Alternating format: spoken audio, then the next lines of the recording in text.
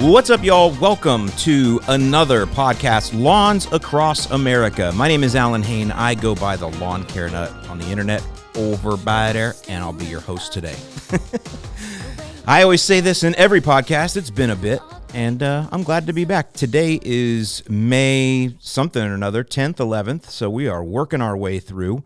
Had the Kentucky Derby last weekend, which I've always told you guys is my prediction of when the dandelion bloom will be the highest across a good portion of the Midwest. I had a couple folks tweet me and confirm that yes, the main dandelion bloom was right around Derby Day, maybe Cinco de Mayo the day before, but sometime in there. So I hope you guys have been having fun knocking out those dandelions. So the thing about dandelions, if you're dealing with those, because you're going to be seeing those white puffball seed heads coming up soon, and that's really where the danger is they're going to blast those seeds everywhere, and those seeds, if they land in thin spots in your lawn, going to be able to take hold, and then next year dandelion will come back. They are perennial, so the dandelions that you had this year, if you didn't kill them, they come back year after year. They just get bigger, thicker. Their tap roots get deeper, and that's the other thing. It's not only the seeds, but they can spread vegetatively from pieces of that taproot. So if you're picking the tops of them off and the taproot remains, or even a piece of that taproot remains, it will just blast up again, but it just blasts up more. That's why sometimes you'll see dandelions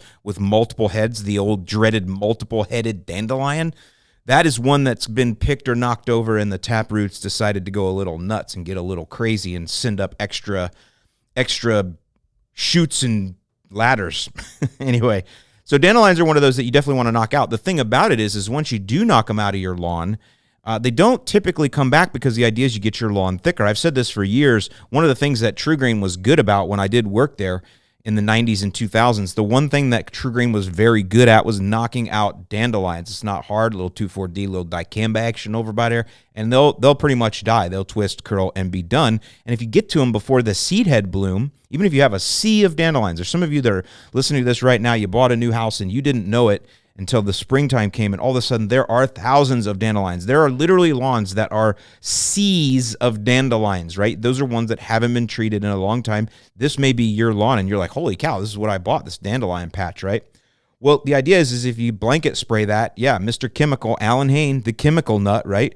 But if you do knock those out, if you do kill those, or a good majority of them, don't let them go to seed, the next season, you will notice a big difference. I mean, a noticeable difference in the amount that do come back or do get ahead of you. And it takes about 2 years of good spraying. If you have a really bad dandelion patch, it takes about 2 years to get it down to the point where you'll just have a few sporadic ones. But if you think about it, that's not that bad. If you take a lawn that's been built up with dandelions and seeded itself with dandelions over and over again for, I don't know, house built in what, like 2005 is pretty common in a lot of this country. That's when there was a big boom. So 18 years of neglect, but 18 years of dandelions taking over a lawn. And you guys know, you have neighbors that's them, right? They just mow dandelions.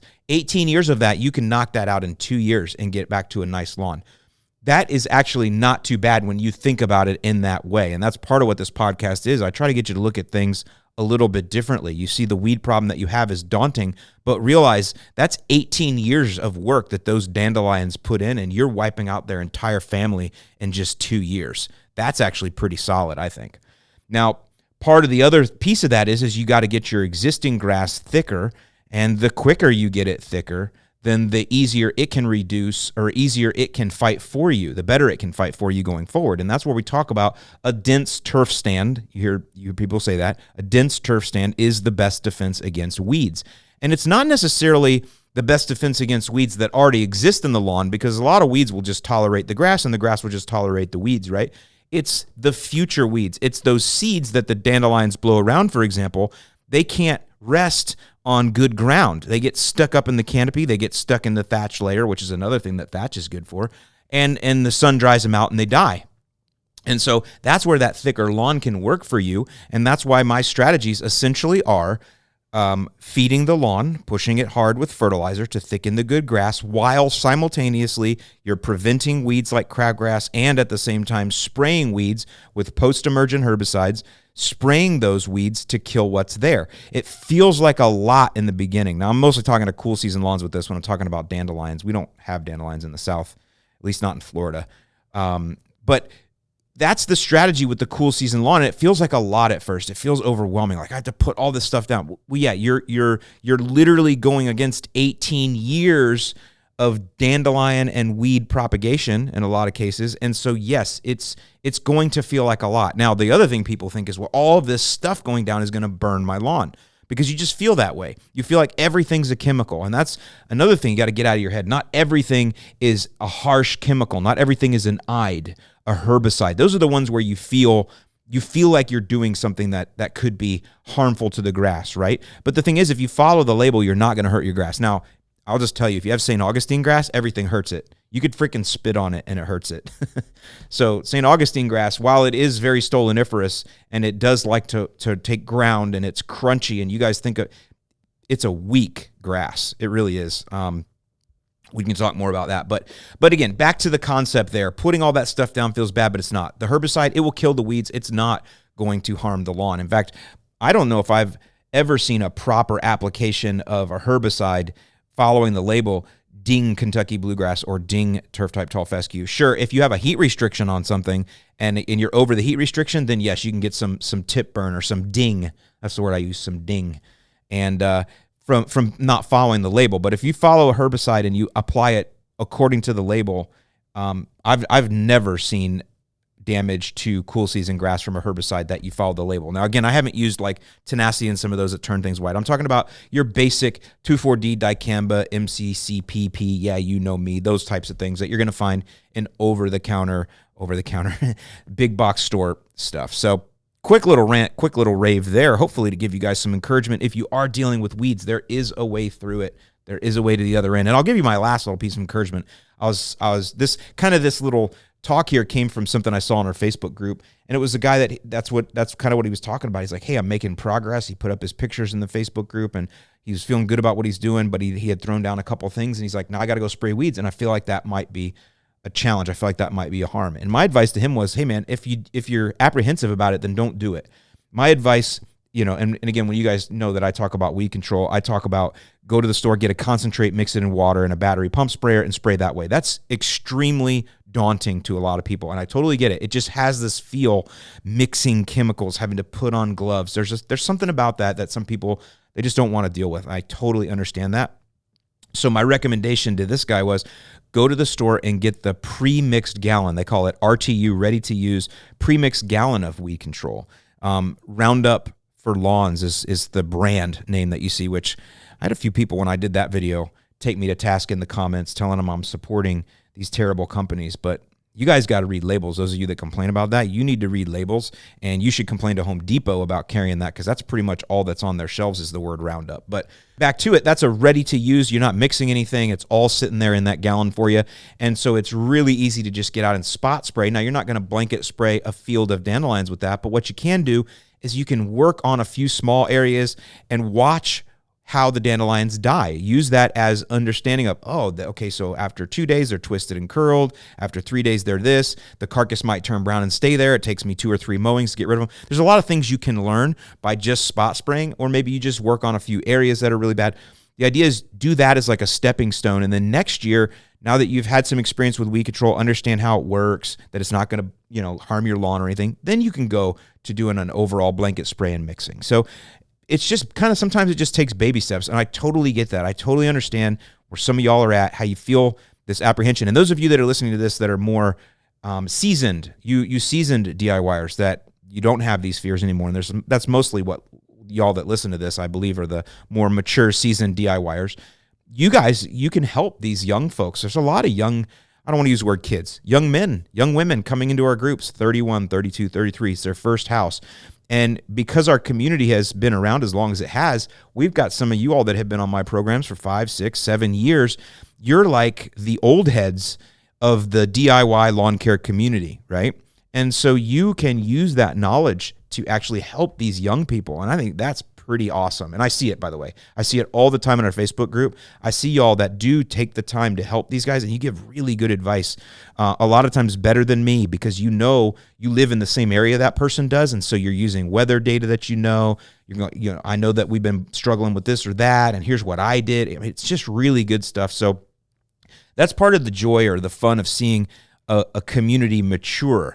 this lawn care community that we've built here has been around now for several years. And so it's just interesting to see the iterations of it, where it goes, and just how you all continue to help each other out as DIYers and homeowners. So really cool stuff. Speaking of homeowners, I have a life change in the works, and I'm looking to get a dog. And I wanted to share with you some things that I've been kind of learning going through. I've never owned a dog. I'm actually a cat person, believe it or not. We were raised with cats, and I have a funny cat story.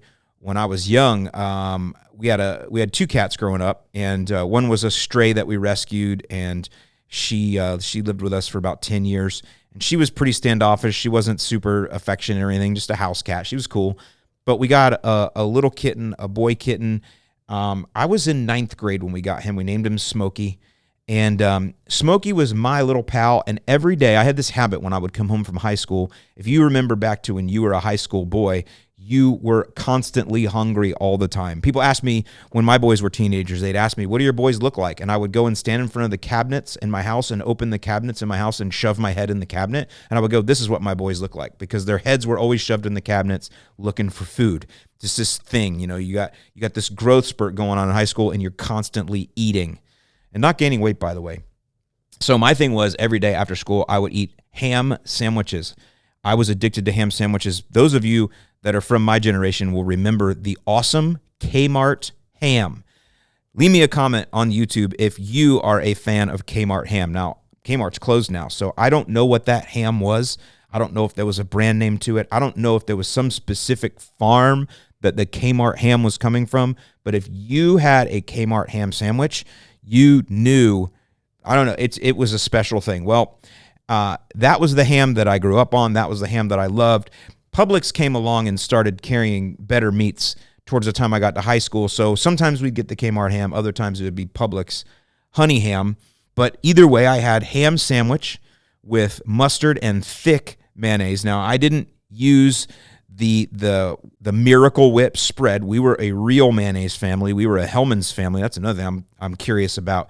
How many of you grew up on Hellmann's real mayonnaise, which they called it that, real mayonnaise? I thought that was kind of a dig. This is real mayonnaise. Versus Miracle Whip spread. We were a real mayonnaise family, and I'm the type of person that slogged on a 1/4 inch thick of mayonnaise. That was me. So it'd be a 1/4 inch thick of mayonnaise, 2 or 3 slices of ham. If we had cheese, it was just the American plastic cheese, that's in the little plastic slings. Throw that on there. Some Plockman's mustard, or French's, I guess. I'm not a mustard snob. And white bread and hammer. And I did eat the crusts because I was a real man. I didn't have my mommy peel the crust off for me.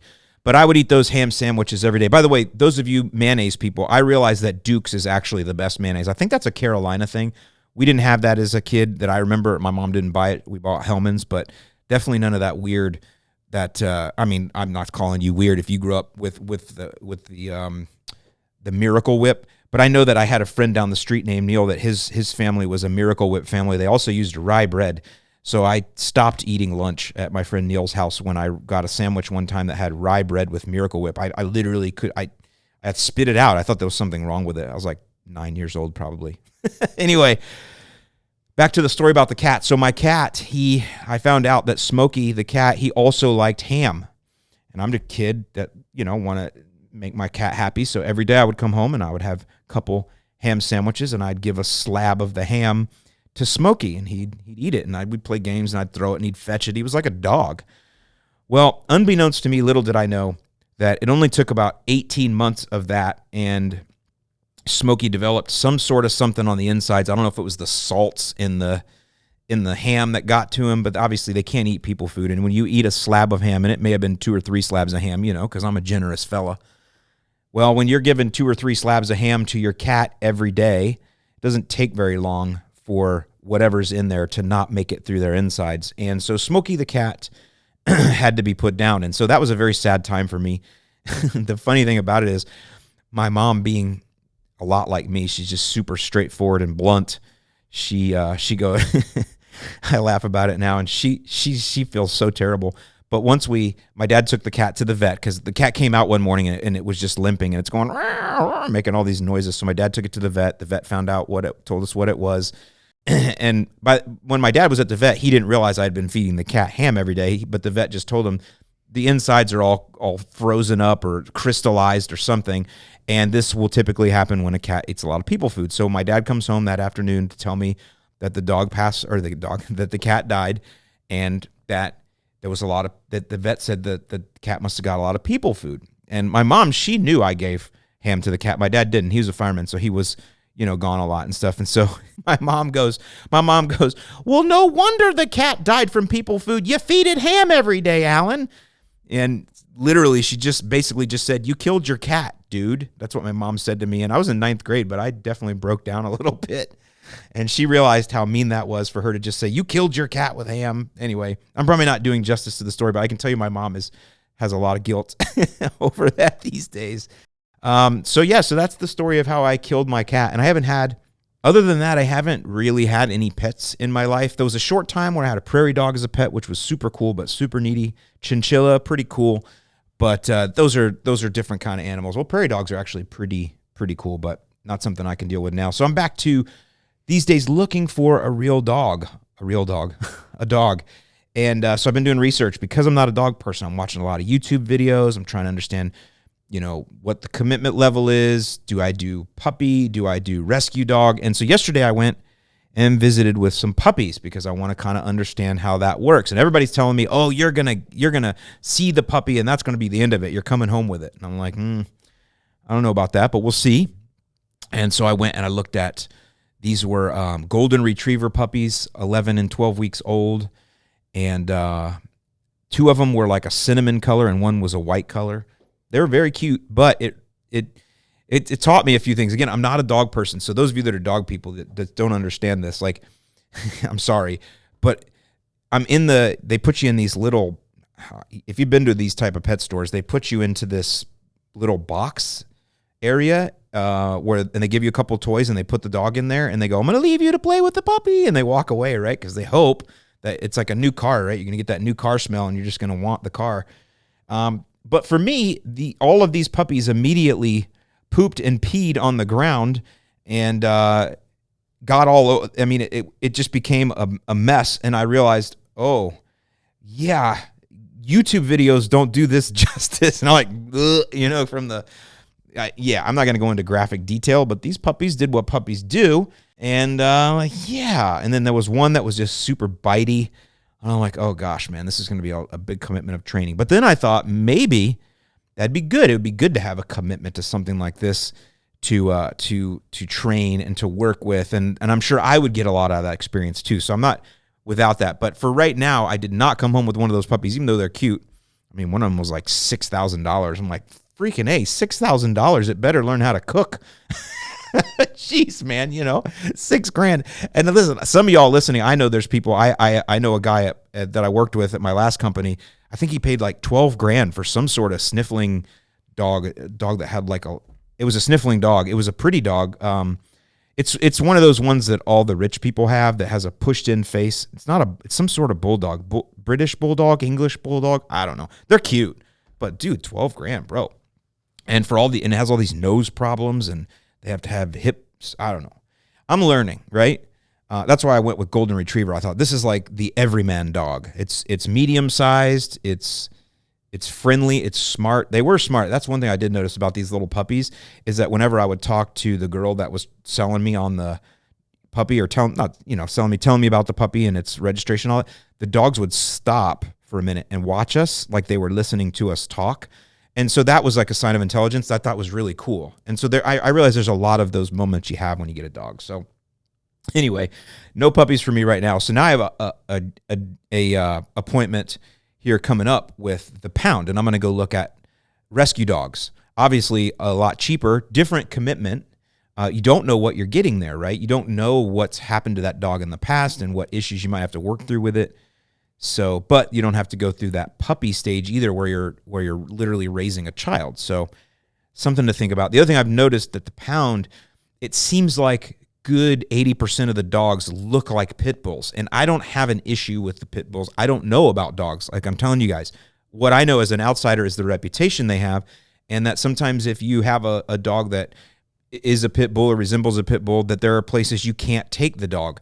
The thing about, or board the dog there, right? I understand that. So I have to, these are all decisions I'm making, right? And so I'm sharing with you guys. I'm wondering what you would do, what you have learned. Twitter's a good place to tweet me about that stuff. I'm Alan Paul there. If you're on YouTube, leave comments, talk to me there. Tell me what your advice is. If there's YouTube channels you watch, you can't put links in the YouTube descriptions, but you can tell me the name of the channel you watch. Like if there's a good channel I should watch to learn about these things, I may have already found it. But I'm taking this as a real commitment. I'm not just jumping out and just getting the first thing I see. I want to. This is a living creature that will be in my house, and so I have to be methodical about that. It's got to be a smart decision. So some of what I've been going through there and trying to figure out something new for me. It's good to experience new things and not being a dog person and getting ready to work with a dog here as a pet, as a family member. Again, I know I talk in a way like some of you guys are like, man, my dog's like my own kid. I've not experienced that, so I don't have those emotional ties, so I don't talk like that yet. Someday I might, but for now, a dog is more of a pet still. I guess it is a companion. It's I don't know how I think of a dog. I don't know how I place that in my life, right? If I think about the family structure, I don't know where I put a dog yet, but that's something I'm going to learn. So pretty interesting stuff.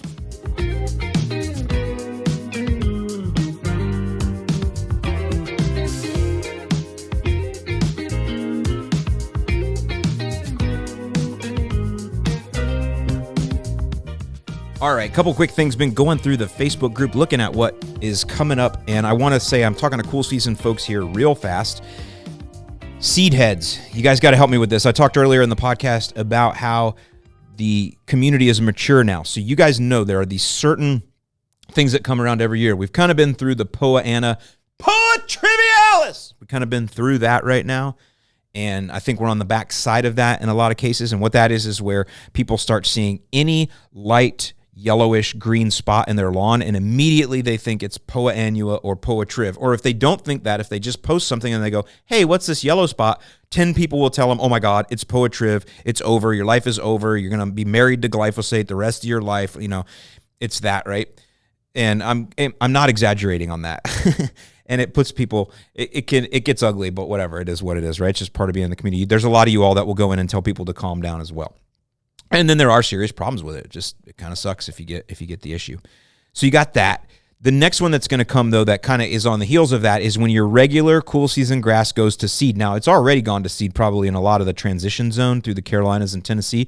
Cool season lawns and fescue, there's going to be seed heads everywhere, but that's going to start to work its way north as the weather continues. You know, you can just picture how the weather goes. You'd be watching Ryan Hall, y'all. You understand that the big blob is coming or whatever. I love that dude. So that's the kind of weather, right? It's moving north. So what's going to start happening now is people are going to see these seed heads all over their lawns, and they're going to start posting, oh my gosh, what is this weed?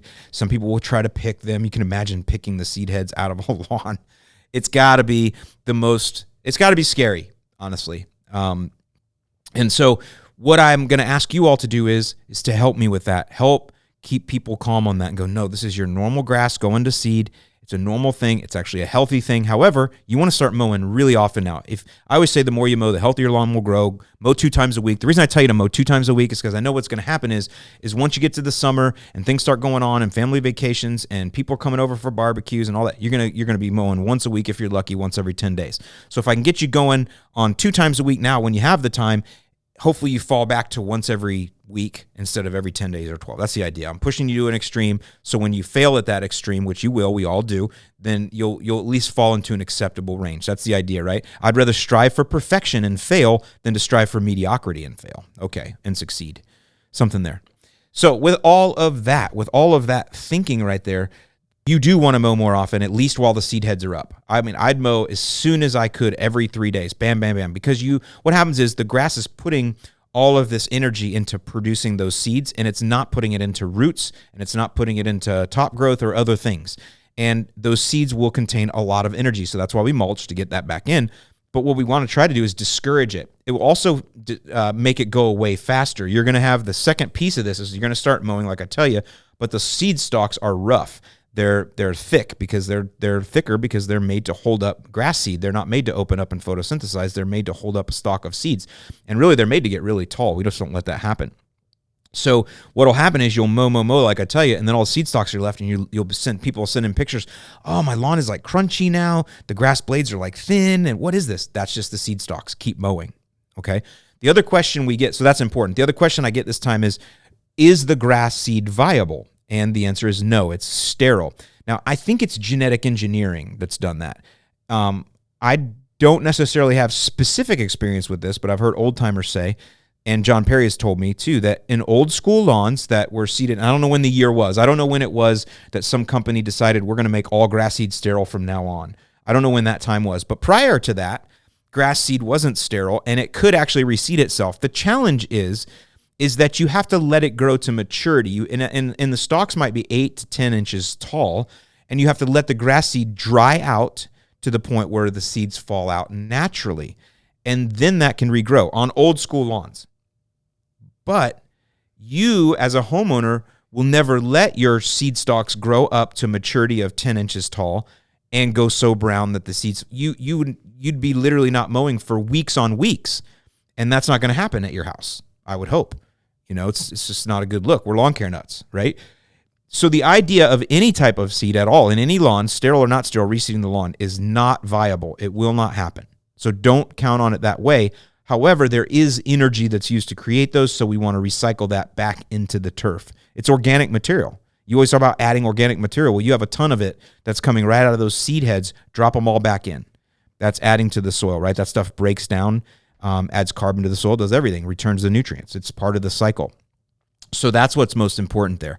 So those are kind of some things that are going to start coming up as we move forward. If you do need to seed your lawn, then you have to pay for it, and you can do that in the fall, and that's typically when we recommend that. So also I want to say coming up, we are releasing the fungicide guide, or the fungus, how to treat lawn fungus guide. I've rewritten most of that.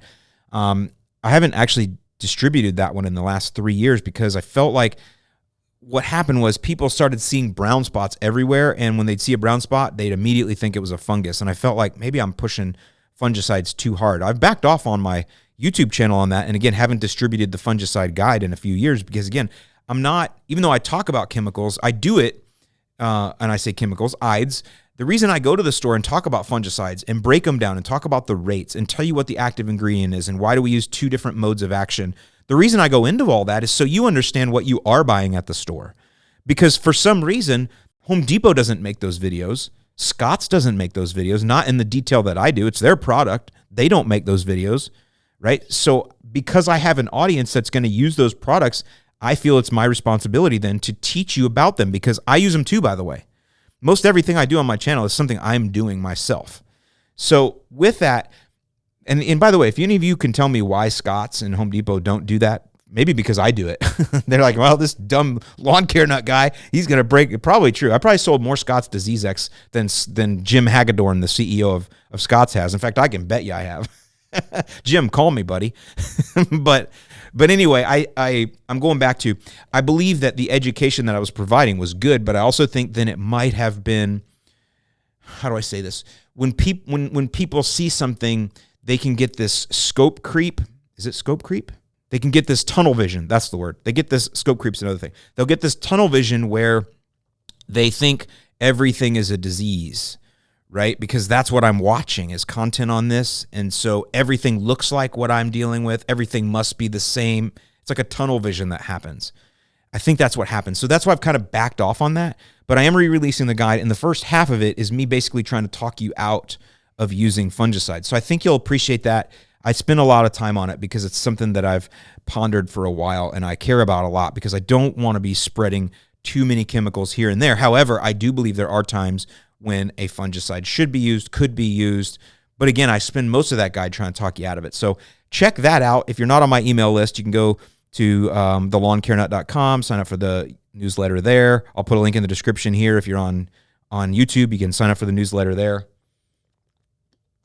My very best content still comes out through my weekly newsletter. That's where I break things down because that's how I learned. Like I go down, I mean, I'm genuinely interested in what we do here too. I'll go down the rabbit hole of different active ingredients, who developed it, why, what does it do, what's different about it, how what results should someone expect if it's a weed killer? What does it do to the weeds? Is it a burn down, or is it systemic? Does it cause twisting and curling or yellowing, or does it whiten things? I get into that, right? Because I'm interested. I want to understand it because I'm just interested in it genuinely. I actually like lawns, just so you guys know. So those are what come out in my newsletter. The stuff that I'm basically pondering and going down deep, that's what comes out in the newsletter. And then sometimes the newsletter is just informational too. Hey, this is what we're seeing with weather across the country. Here's some ideas about what you might want to expect. Here's some ways to get ahead of it, that kind of stuff. So a little bit of this and a little bit of that in the newsletter.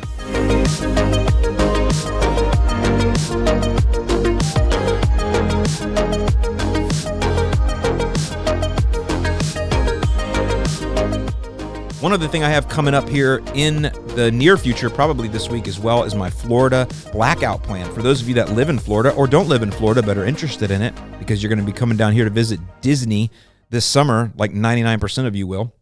And when you do, you may or may not see people fertilizing. So in Florida, we have fertilizer bans. They're not really fertilizer bans. They're nitrogen and phosphorus bans. You can put down potassium and every other micronutrient. You just can't apply nitrogen or phosphorus between June 1st and September 31st. 30 days have September, April, June, 30. September 30th.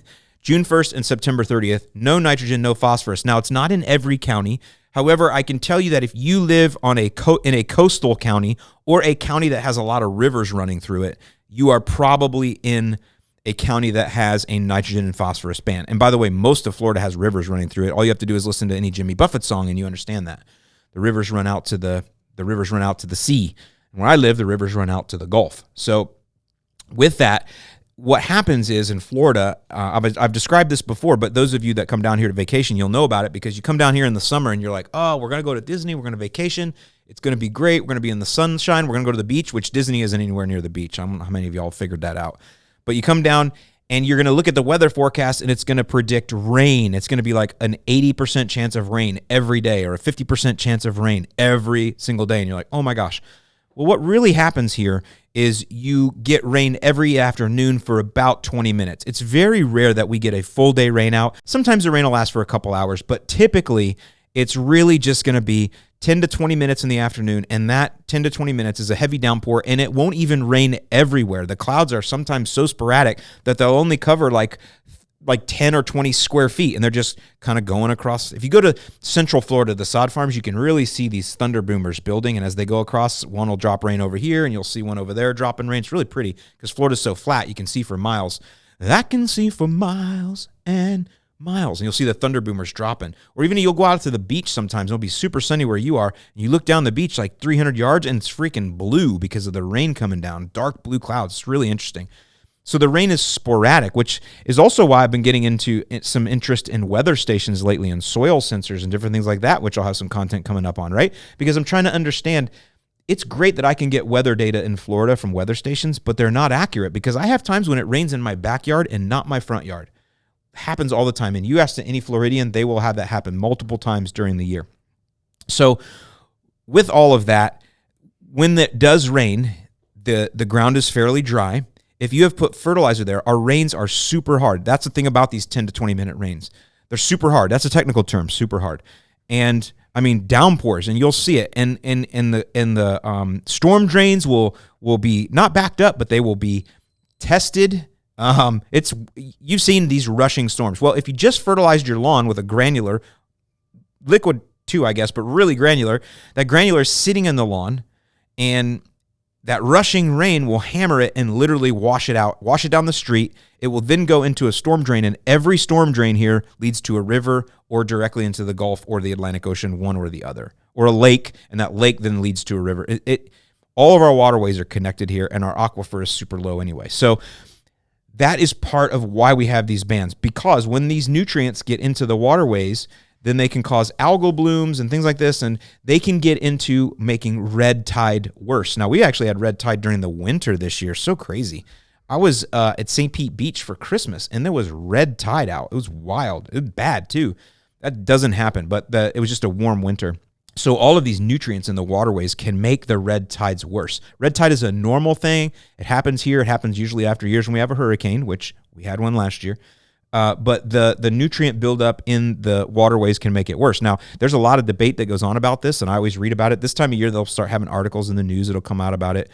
That's why I educate about the Florida blackouts, because whether you believe in that or not, like a lot of people blame the sugar plantations. If you want to have some fun, go read about the sugar lobby in South Florida and draining and how what they've done in the Everglades, done to the Everglades. There's a lot of things to think about. A lot of people will blame the sugar industry, the sugarcane fields for a lot of this, but it doesn't really matter. The law is what it is. I'm not about politics. I'm not about trying to change a law. I'm just going to follow it. And so that's why, again, I educate. I think I've probably educated more Floridians on the blackouts than anyone else. And that's because I care about our ecosystems. I love to fish here. I care about our sport fishing industry. I care about our tourism industry. I care about all of these things. So I follow the rules. I follow the bans. So I'll be applying here right up until the end of May, and then I won't apply any nitrogen or phosphorus all through the summer. And that's become a fun challenge to keep the lawn green using iron and some potassium and some micronutrients and some other things to draw out of the humic, to draw some more things out of the soil. It's been fun to do that and experiment and learn over the years. And so I have a guide that kind of gets you through that. How do you keep your lawn green while still following the law? And so that'll be coming out here. I'll send it to the whole list, but I'll also be sending it to my Florida only list. I do have a Florida only email list, which I can put in the description here on YouTube because I live in Florida. So I do some specific tips, but you guys in Texas might want to join it too. And pretty much any of you that have any kind of grass that want to go in the summer and want to run a zero nitrogen, zero phosphorus program all summer and still keep your green lawn,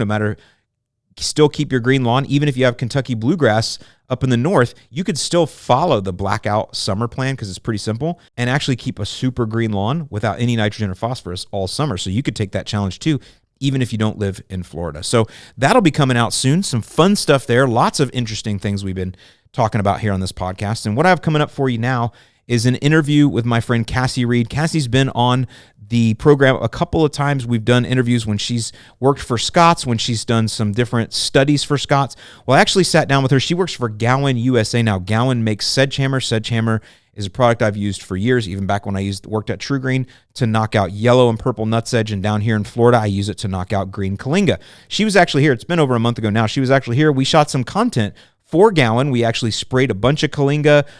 It's dead now. I'm putting a video together that we did talking about Sedgehammer, how it works, how to use it. I just thought really interesting content and a chance for me to work with Gowan USA, which is really cool.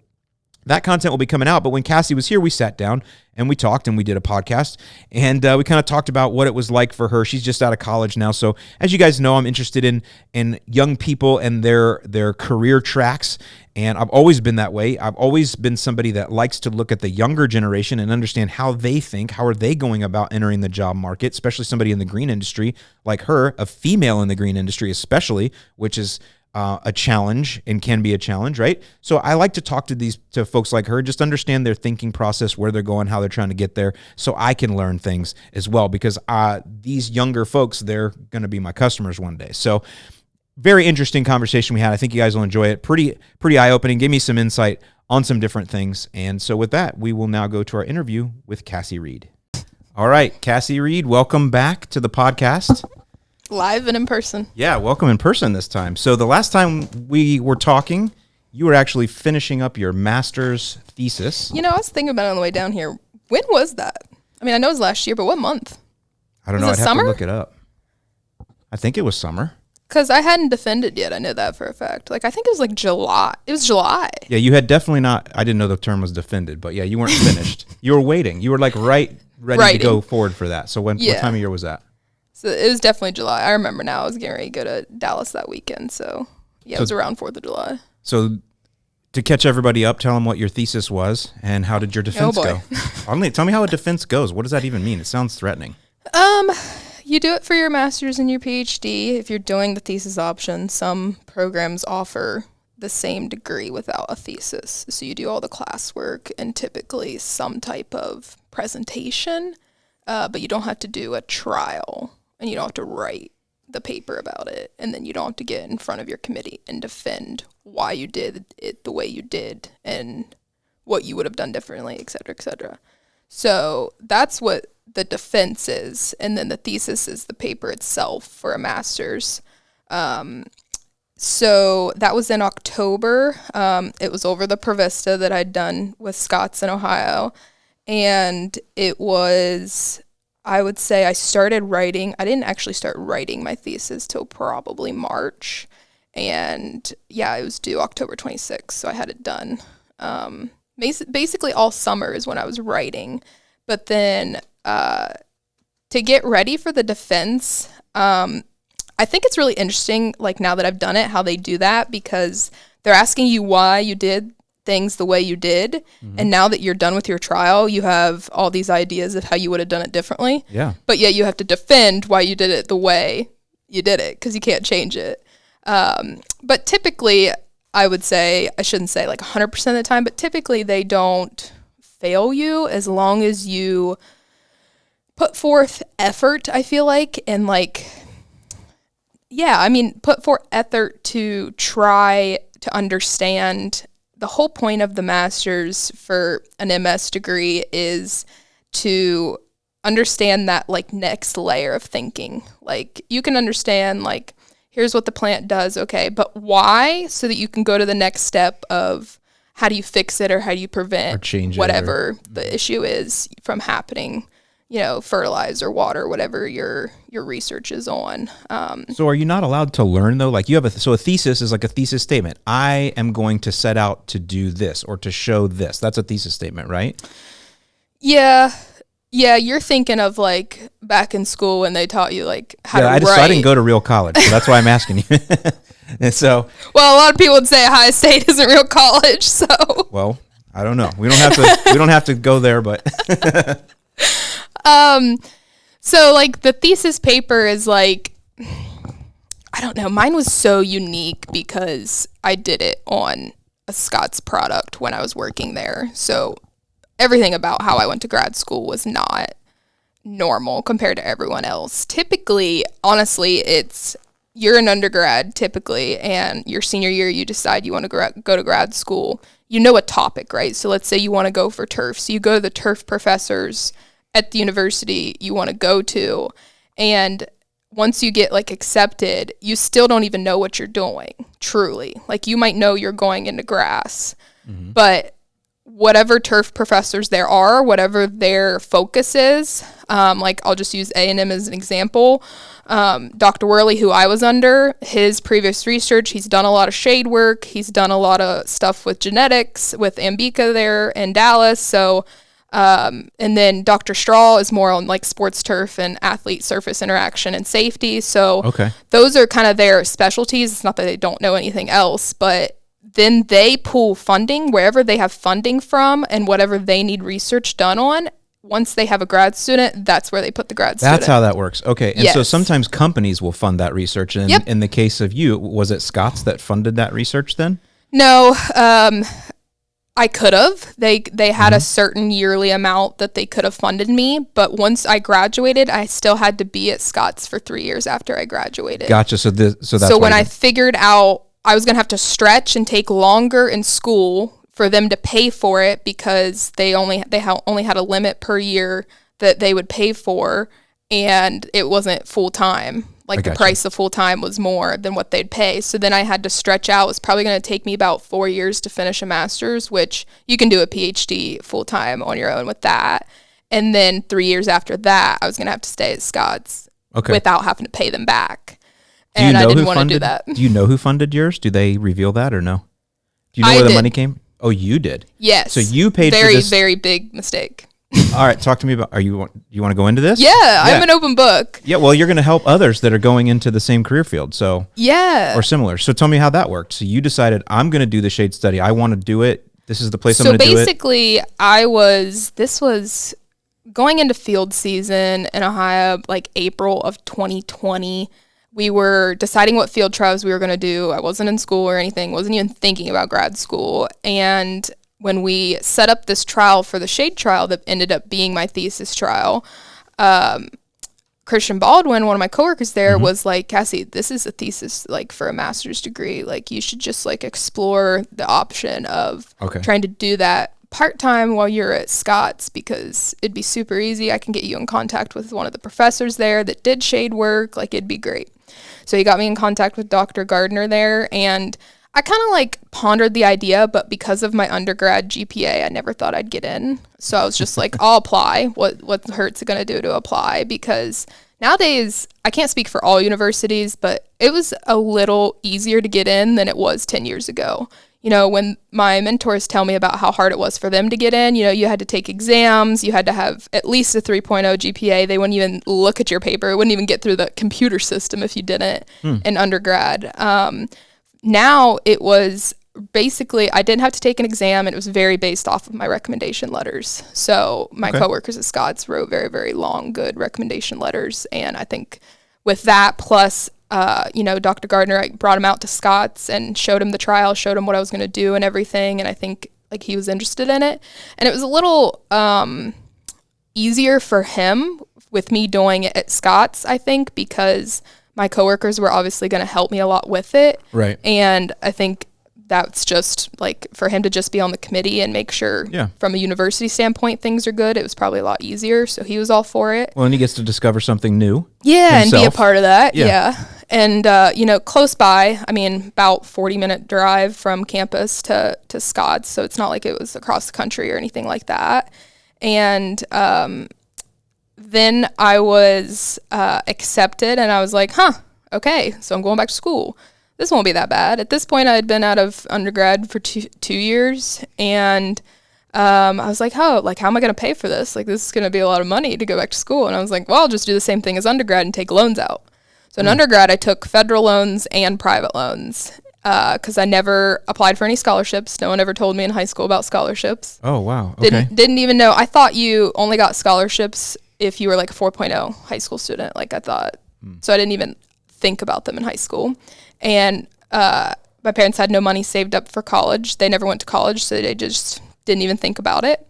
And my brother is older than me, and he never went to college. And so, yeah, I took out loans. I had over $100,000 of student loan debt just from my undergrad. Wow. Okay. Yeah. So my private loans, for anybody listening, thinking about going to school, don't ever take out Sallie Mae loans. Their interest rates are 14 to 15%. That's more than a house, right? That's a lot more than a house. Yes. A house is like six, like you and in people this are going market. crazy. Yeah. Wow. Yeah. So that's like a bad car loan is 14%. Okay. Yeah. Yeah. So you did that, and so you're just trying to make your way. You don't really have anybody that's kind of able to give you advice. Yeah, I don't know what else to do. You're just and doing what you got to do. I explored the idea of Scott's paying for it. Like I talked to the lady that does all the financials with it. Like I really did explore it before I started that fall semester.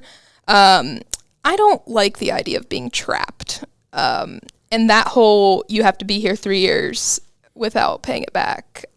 I'm in my 20s. Now you're trapped under that debt, though. It's like, I know. But I mean, again, you're young. You don't but know. That's not how I see it. Well, that's not how I see debt. Because you're learning life. Because I don't know my life without debt. Okay. As an adult. Like, I mean, I had that's to really pay sad to me, for, just so you know. I'm not downing you. I'm saying that's sad that that's how you have to do it. Yeah, I'm just being transparent. You know, ever since, I mean, once I got a car, I think I was a junior once I turned 16 and got a car. Like, I paid for my own gas. I paid for my own stuff. But then, yeah, ever since I've been to college, like, I guess when I was in undergrad, I wasn't in debt technically because the loans hadn't gone through and I wasn't paying on them. Mm-hmm. You know, they're not due till after you graduate. But yeah, I really don't know what it's like to not have debt. So I explored it, but I was like, man, like I would be 30 and still at Scott's. And my biggest fear was I go through that phase of, gosh, at the time I was 23, between 23 and 30 years old.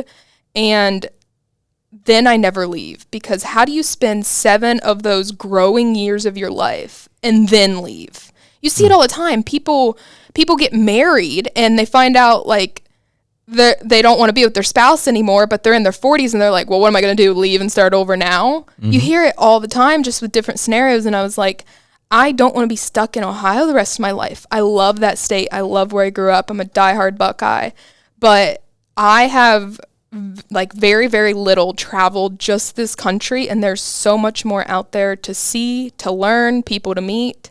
And I was just too afraid of being stuck. Okay. And I was like, this is like sound really, really bad, but someday my parents are going to pass away. and I'll be able to sell the farm and I'll have the money to pay off the debt. Okay. I might be 40. I mean, my dad's 70 years old. It's not going to be that long. Like I'm not So waiting terrible. on it. Look at it. I get you. All I'm right. not waiting on it. I'm not hoping for it, but I know the day will come, and it's like, so I know the debt will go away eventually. When that happens, it happens. But yeah, I just couldn't stand being stuck. So I took out loans, and then, so I was there fall of 20, spring of 21, and fall of 21. I was enrolled in those semesters at Ohio State. And then, yeah, it was a lot I think I talked to you about this a little bit last time. It was just a lot to do with my job. And I let some people that are no longer at Scott's, but some people get in my head, I think, about whether or not I could do both. And that's probably my biggest regret in life, is quitting both of those and moving to Texas. I probably don't have any other regrets in my life, actually.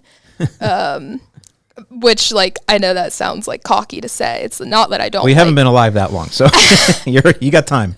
It's not that I don't like think about like, oh, I shouldn't have done that to certain things, but the feeling of like regret, like every single day I woke up when I like moved to Texas for the first 6 months, I'd say, especially the first like 4 to 5, I woke up and was just like, why did I do this? This was such a mistake. Mm-hmm. And it was like, I left a job where the job itself and what I was doing on a daily basis, I truly loved, but a very, very toxic work environment. Yeah, but you like working for Scott's, and you did find some good mentors there because they're still your friends today. They're still in my life. Right. Yeah, and that was hard to leave. I wasn't done learning from them, to be honest. Like I could have been there another 3 years and learned from them a lot.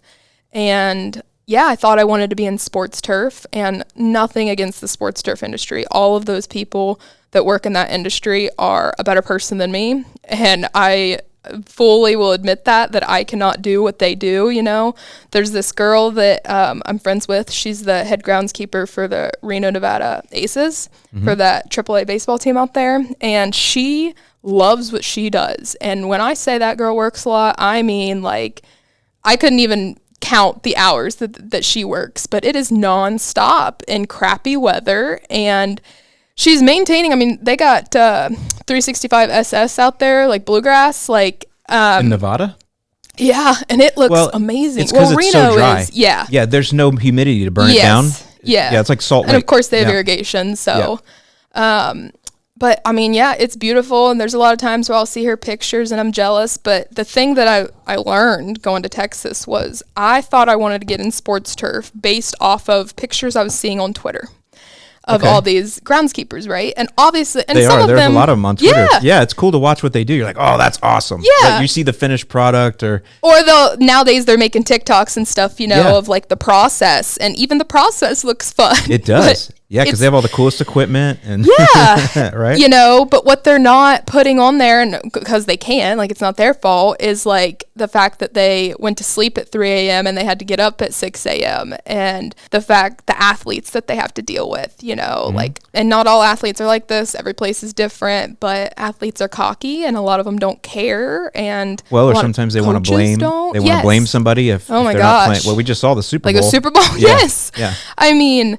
the stress that went behind it, and it was my biggest thing in life is I know, like, even when it just comes to turf, I have so much to learn, and I just wasn't learning, and I knew it wasn't going to change. It was go get the job done and work around the athlete's schedule, and the job was mowing or dirt work or you're paying your dues, painting right? lines. Paying your dues, doing the grunt work to start with. And the head guy, it's not the head guy that's there anymore, but the head guy that was there at the time, the head groundskeeper at A&M, he said something to me once, and I'll never forget it. It was like we were hosting a softball tournament, so this wasn't A&M's softball team that did this, but it was like a high school softball team. You know, we were hosting their tournaments or whatever. Oh yeah, that travel ball's huge. Yeah, and that's the thing. It's like I was so clueless, and it's hilarious how naive I was at the time of like just thinking like in my mind I was like, oh, like softball. Okay, so like March, April, May, like that'll be softball season.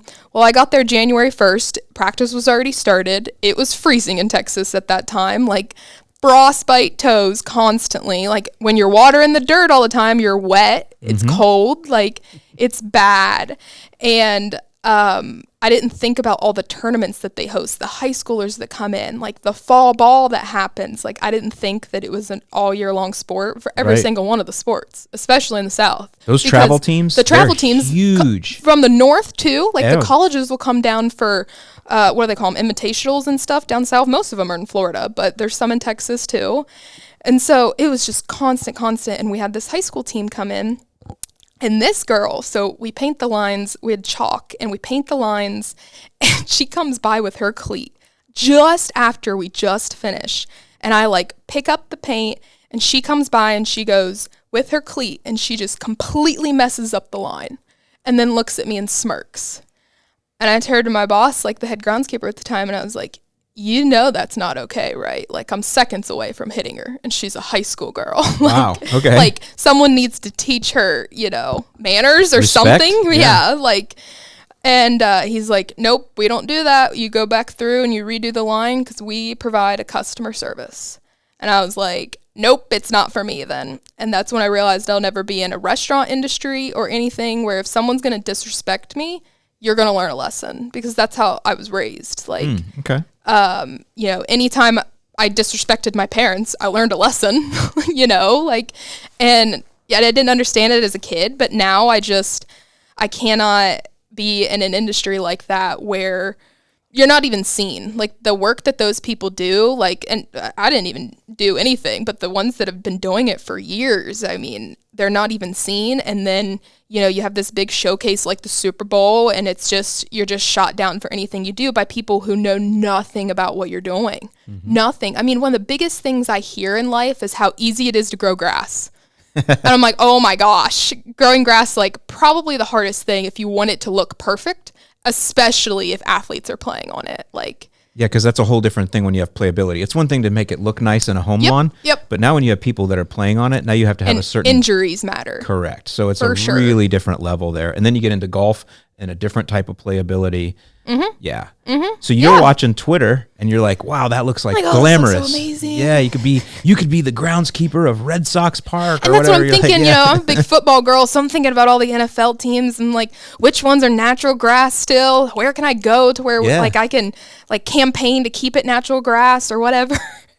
And that's the dreams you have though. That's good. Yeah. Yeah, and now looking back over a year later, I'm thankful I did it, because otherwise I would have spent the rest of my life thinking, what if? Mm-hmm. You know, I should do this, I should do this, I should do this. So now I know I'm never getting back into any sports turf. So you did the sports turf, and so while you're doing that at A&M, that's also you're doing your master's at the same time. So that's kind of like it was never the plan. But that's what you're doing. You're working your way through. But by March, I was accepted to start summer semester of 22 at A&M, yeah. While you're still working grounds. That was the plan, and I talked to my bosses there and was like, you know, I'm not going to be able to work as many hours as I am here right now and do it successfully. So if you're not okay with me cutting back, you know, like this, I need to do school is what I was saying. And at the time that I asked that, which I remember it was like mid-May, I think. So I was already like 2 weeks out from starting summer semester. So I was like, I kind of need to know, like, because I need to find another source of income if you don't want me working here. Like, you can't, like, let me go between now and December and I don't have a source of income to pay rent, you know? And we were hourly at the time. So in my mind, if I'm cutting back on hours, like, I'm losing out on that, you know, of pay. But they were getting ready come September to try and switch us all to salary. Just like a higher salary is what they're saying. So if we're all getting paid the same, all the full-time people are getting paid somewhat the same salary, but I'm working less hours because I'm in school. They didn't really seem that fair, and I don't blame them. And I was like, I don't think that I'm going back to school to better myself in the sports turf industry. I think I'm wanting to get back into something else. So, you know, I don't think I can do this job anymore.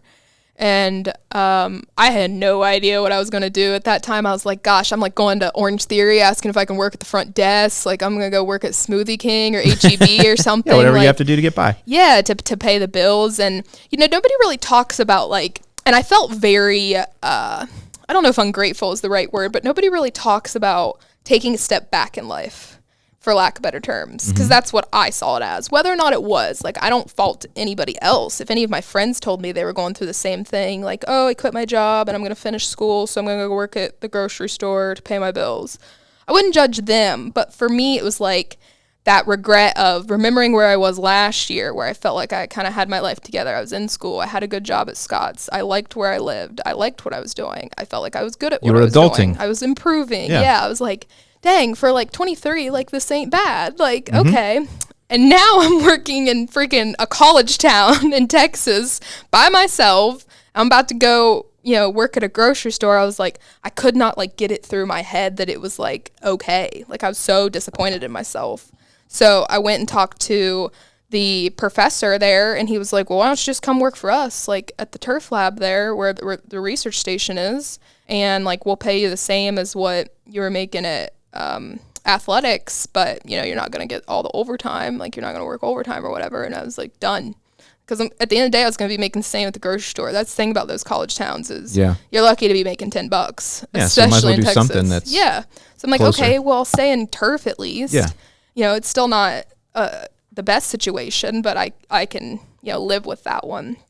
So come June, I started working there, and I had a summer semester, and I had like 8 credit hours while I was working full-time there. Summer was pretty hard because there was a ton of research going on, so I was truly putting in 40 hours of work there, and then I'd have to go home in the evenings and do all my homework, and then Saturdays and Sundays I had to write. So it was nonstop, and I was like, what was getting me through it is come July, I could actually see the light. Like, I have 2 months till I defend. Like, I have to do this, it was a priority. There was no procrastinating, or I wasn't going to graduate. And that was the cool part about living in a place I didn't like, because it pushed me to get out of there. Yeah, that makes sense. If I was like, I'm happy, I'm content, like, whatever. If I don't finish in December, I'll finish next May, no big deal. And I told my professor day in and day out, I will be out of College Station by January 1. Like, I absolutely will be finishing in December. And so I ended up defending in October, and my defense was done end of October, and then I still had classes, so I finished up my first final in December and got out of there December 2nd. Now, I want to get to where you are, but I want to go back to something, because that was a nice talk there, because I think that's going to help a lot of young people that are going, even if they're not going in turf grass science, just in general, just kind of, this is the path you've taken and what you've learned. I'll add to that, I moved to Texas, and you have to live, I don't know if every state is like this, but you have to live in the state of where you're going to school a year at Texas. To be considered a resident? Yeah, so I was paying out-of-state tuition, and that was another reason why, that was kind of the reason that I used to my advisor of like, it was like $16,000 in the summer, and like $18,000 in the fall. Like, that's crazy, because the amount of like classwork I was actually doing, like that's how much it costs. But credit hours wise, like most of my credit hours in the fall were research hours, which research hours are either meant for you to do the research, or like if you're still in your trial work, or to write. So I'm paying to write, to not get anything from A&M. You know what I mean? Like, to do my own work. Like, I'm paying myself. You're paying for their endorsement. Yeah. I'm paying for that Kyle Field, that new stadium coming. So, a lot of what you're talking about, it's just interesting to see how your generation looks at things. And let's go back to then, I want to go back to, so you go to defend, I want to go back to the thesis idea. So you write your thesis, you do your study. When you go to defend, what is it exactly that you're defending? Tell me what that entails. You go in front of a board, and they've read your paper, or how long is this thing? I don't want to speak for PhDs too. This is just masters, just to be clear, before someone with a PhD comments on this. They blocked off 4 hours for it. So what I did was I had to make a presentation, and the whole presentation was you set up your trials. So you talk about the background. Why are you doing this? Why is this a need in the industry? Okay. So mine is, why is shade a problem? Because shade is all around us, right? Like, so you define. Oh, you're going back that simple. Okay. Yeah. All right. Yeah. And then for me, mine was on the DLI. So I've got to explain to people, you kind of do it, and anyone's invited to this part. DLI? Yeah. Daily light integral. Okay. So how much light a plant receives in a day. Okay. But it's a tool to measure that with a that's right. We talked about that. Yeah, with the sensors and everything. So anyone can come to this. Like the whole university could have walked in if they wanted to, but nobody comes to the turf ones. But if they wanted to learn, they could. That's part of this. Yes. Okay. So I'm talking to people as whether they do or not, as if they know nothing. So I've got to explain what that is and explain why I did, the split plot design, like et cetera, and then the methods. So I explained how often I mowed it, what measurements I took, why I took them, that whole thing. And then you go through your results. So you run all the statistics on all of your results. So like, for example, obviously because Pravista has the dwarf gene in it, I took heights, and that was a huge measurement of mine, was how much were we growing under 90% shade versus conventional. So then you've got to take all those, every single week. And for the 2 years of that trial, I went out and I took heights on every single one of those. And then you've got to combine all that data and run stats on it. And there's no one way, right way to run the stats. So that's what your writing is. Oh, well, that's what stats are. They're just levers you pull however you want to pull them. I absolutely hate that.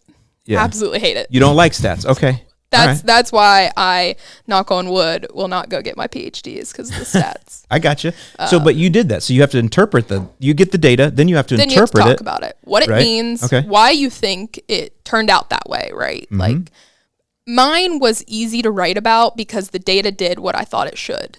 Okay. We grew half the light in shade versus conventional. It was interesting once Pravista hit 90% shade. It went from 70% shade to 90%, but once it hit 90, it just like stopped growing.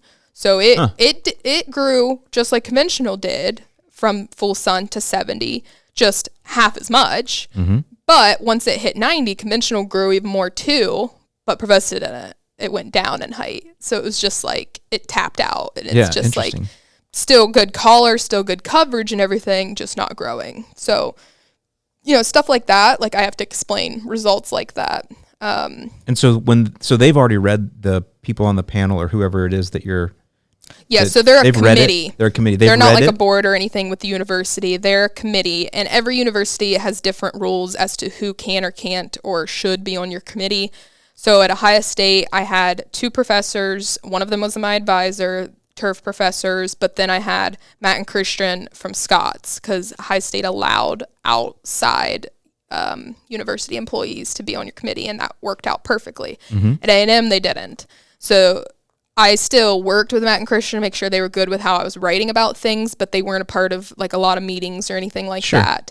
So I just had, at A&M, you had to have 2 people within your department. So I had the 2 turf grass guys, but then you had to have someone outside of a department. So I had like a plant pathologist be on mine.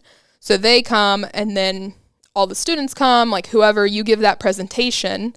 And then, all the students, everyone not on your committee can ask any questions or whatever. Mm-hmm. And then you go into another room with your committee, and they ask you a bunch of questions, and you're defending your answers. That's kind of why it's called a defense. Makes sense. Yeah, so they're asking, why'd you do it this way, or why wouldn't you have tried this or that? They start with those, which are the easier ones. Okay. And then they just go into random questions to see about your knowledge, asking you about genetics or turf grass. Okay.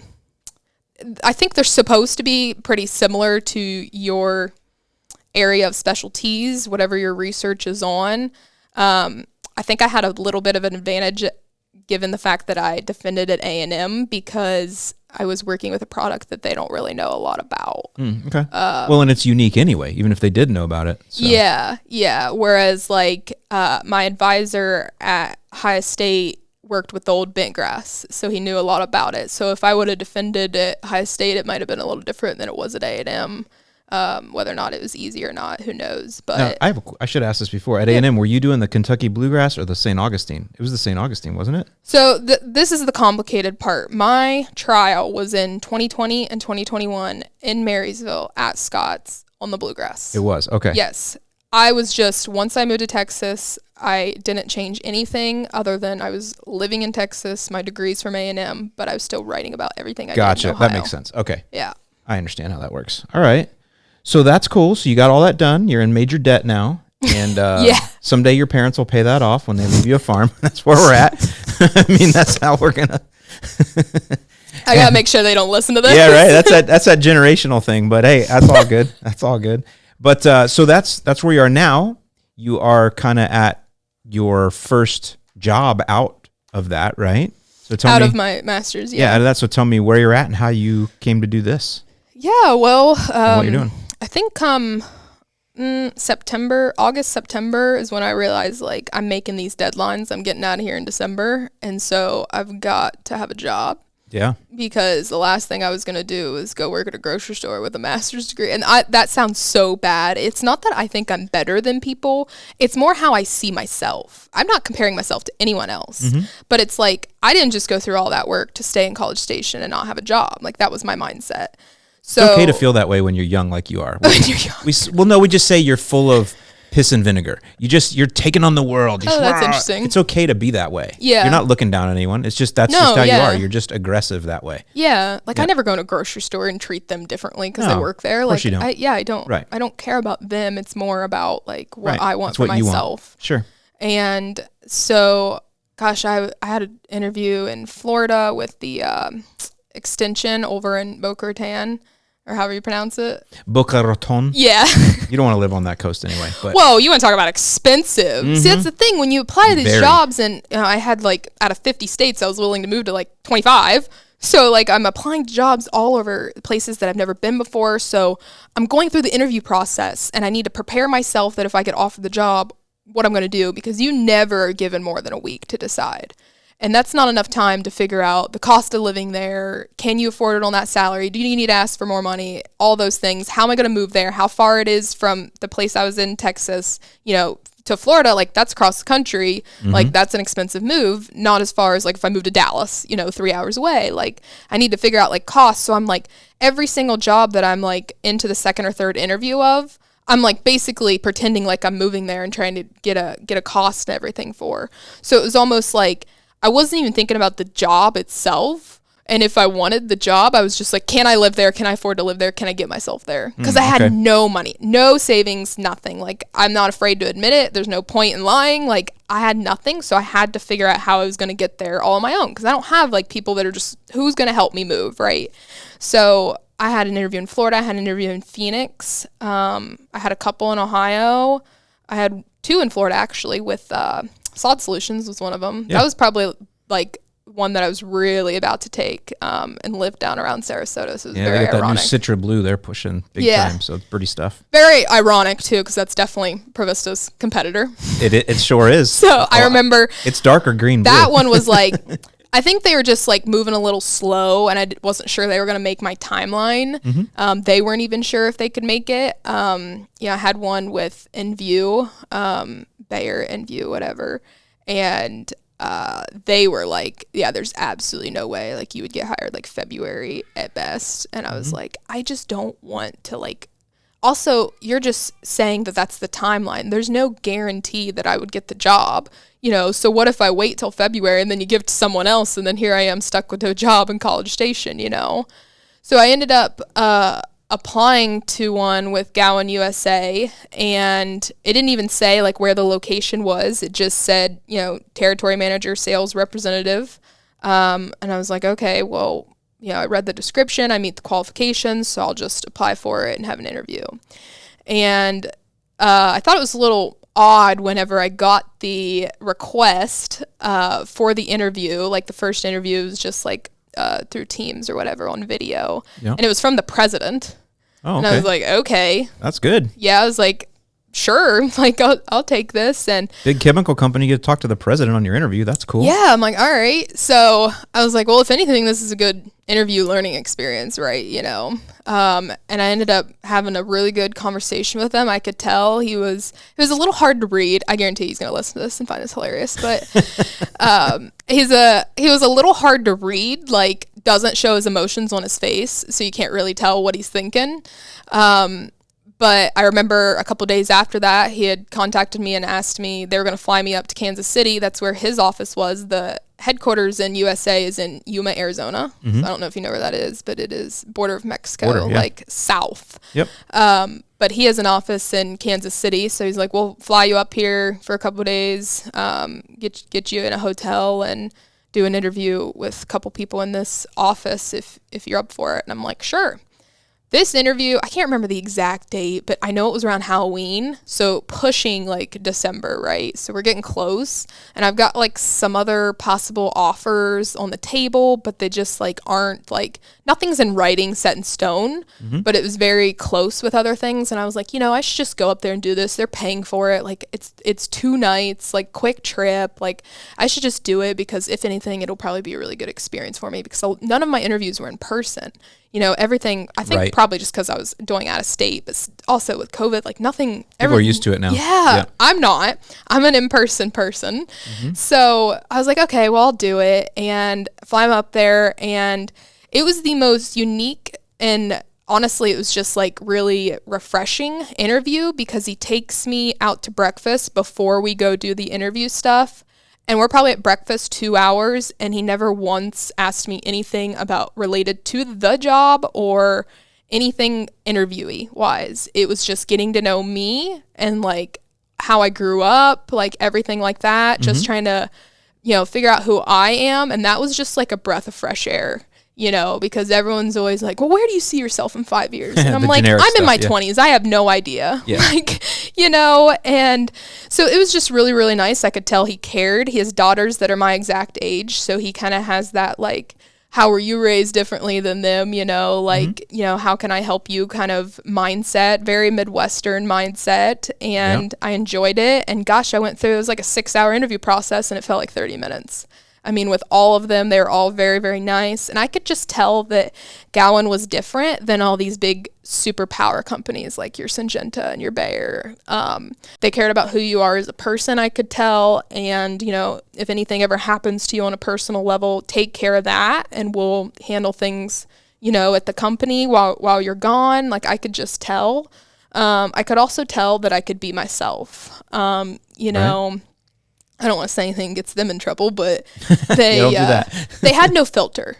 So if they have no filter when they're interviewing someone, then it's probably even more open when you actually do work there, right? And I could just tell, if the president's sitting there with no filter, and that's who I will report to, it turns out, then I think it'll all work out. Like I think I can be myself, and that you need really to be in a important sales to me. job, right? Because it's a relationship job, so you need to be able to. You don't want to be too corporate. Exactly. Yeah, and that's not how it works at other companies. They still expect you to go by this. They'll hand you this paper of here's the steps to sales, and you need to open with a line like this and it's just the trial close. Oh my gosh, yes. And that is just not my personality. And I could just tell that even though that wasn't kind of my plan.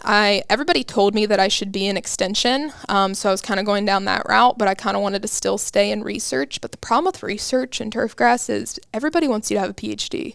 I mean, it's just, I don't understand it now that I've had a master's and I have so many friends that have PhDs. There's not that much of a difference other than a longer trial and a longer actual paper. Yes, you're putting in more work, of course, but it's not like, the difference in what I know now post-master's than post-bachelor's is huge. Like, I see the difference in those two, but I don't know. Like, so a lot of these research jobs require PhDs, and I just wasn't getting them. All it takes is one person with a PhD to apply to that, and they'll give it to them. So I was like, well, okay, like, I'll give it a shot. I'll think about it this weekend and see. And I was up there on a Friday and they called me Monday morning and offered it to me. And I was like, okay, like give me a few days. And, I really thought about it. And I was like, it was the Midwest territory. So from Ohio to Kentucky, all the way over to the Dakotas, Nebraska, Kansas, Missouri. That's a nice area. So 13 states. Yeah. There's only 4 TNO reps for the whole country. So it was a huge territory. And I was like, where can I live? Can you guys help me move up there? Like that kind of thing. And he was like, you can live anywhere within your territory. He's like, obviously we'd probably like you to live in the major cities, like for airport reasons. And I was like, well, I'm not going to move to like Billings, like middle of nowhere or Fargo or whatever. And he thought that I was going to go back to one of the cities in Ohio. Yeah. And I was like, no, you must not have listened very much whenever I told you about my whole life. And I was like, no, I'll probably come to Kansas City, to be honest. He's like, I would prefer that because that's where the office is. So we're there as a resource if you ever need us. So I took it and I moved there December 2nd. I had a final that was December 9th and I got it moved earlier so that I could leave earlier. Wow. You were ready to go. Well, I went up there and looked for apartments the weekend before Thanksgiving, and all the apartments were all their deals they had were if you sign starting in December. So I'm like, well, I'm not going to not live there. And also, like, I don't want to pay rent in Texas and there. So I'm like, well, I'll just move up there. I was just thankful my professor allowed me to do it. So yeah, I'm the turf and ornamental Midwest sales rep for Gowan now, and moved to Kansas City in December. And honestly, I love it.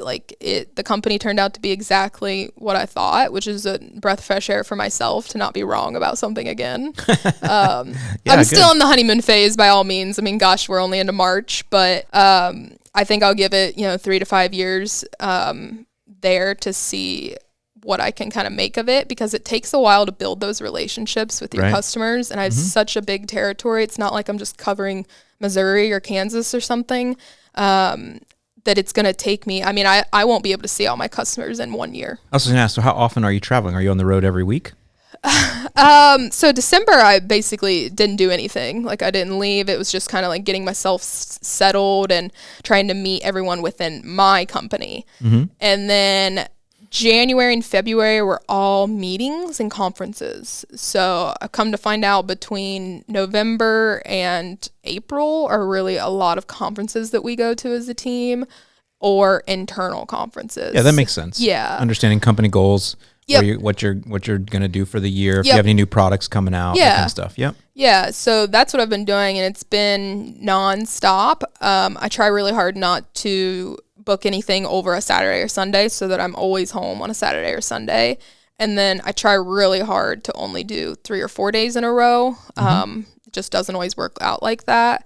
Especially with the conferences, you don't really get to choose, when they are and when you can leave and stuff for them. But with customers, so when you go, have you been to see some customers? Yeah, already? I just started 3 weeks ago. So what's your goal? You have a list of all of your customers and what they're currently buying, what they don't have, what their needs are. I mean, because I'm sure you're visiting everything from golf courses to school districts to landscapers and lawn care. I mean, what is your goal? So what we do is we work with distributors. So you're working with distributors. Okay. Yeah, not end users. Gotcha. And every territory is different, but for example, have you heard of BWI? Oh yeah. Yeah, Helena. Yep. Those are some of my biggest ones within my territory. Because they're based in the Midwest? Yeah. Okay. Well, that's where some of their offices are. They might have offices in the other sales reps' territories too. Okay. But within the ones within my territory, they're one of my biggest customers. And then down in the South, the Southern guy lives in Auburn, and one of his biggest ones is Southern Ag,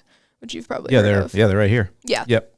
Okay. So we work with the distributors, and a lot of what I do is going to be going with their sales reps, and because making sure they know Gowan's products, what products they specifically have of ours. Right now we have 13 T&O products. If they're a strictly turf company, they don't have our ornamental products, right? Or vice versa. So understanding our products, the label, that they're using them right, especially because they could be new, right? So you're educating essentially. Yeah.